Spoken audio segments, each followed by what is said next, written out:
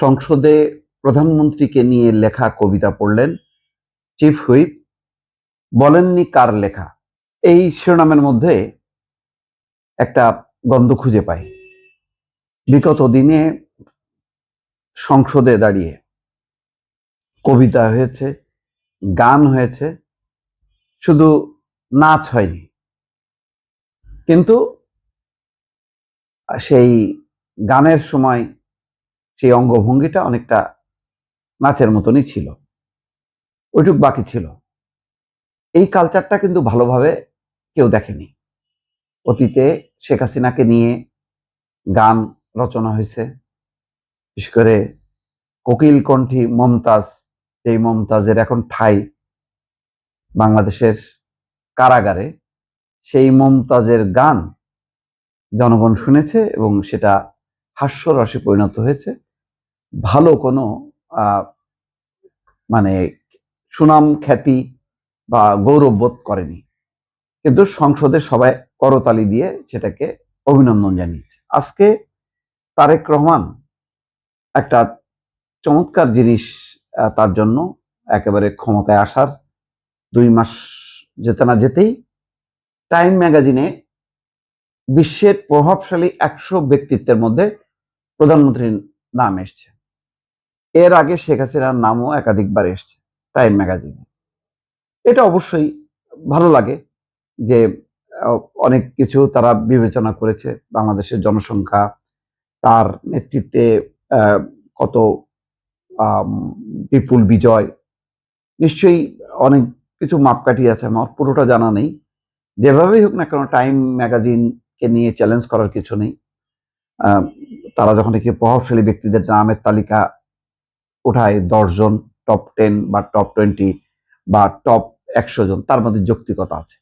এটা আমাদের ভালো লাগে। বাংলাদেশের প্রাইম মিনিস্টার, তার নাম এসছে, আর তারেক রহমান 2 মাস যেতে না যেতেই তার নামটা আসাতে তিনি নিজে নিশ্চয়ই উদ্বুদ্ধ হবেন। এটা শুধু তার সম্মানের ব্যাপার না, দেশের জন্য গৌরবের ব্যাপার। সেটা একটা ব্যাপার। কিন্তু ওই যে বললাম যে চিফ হুইপ কবিতা পাঠ করলেন, আবেগে তিনি পাঠ করতে পারেন। এর আগে প্রথম আলোরই রিপোর্ট যে 12ই মার্চ প্রয়াত বেগম খালেদা জিয়াকে সামনে রেখে কবি আল মাহমুদের কবিতা আবৃত্তি করেছিলেন।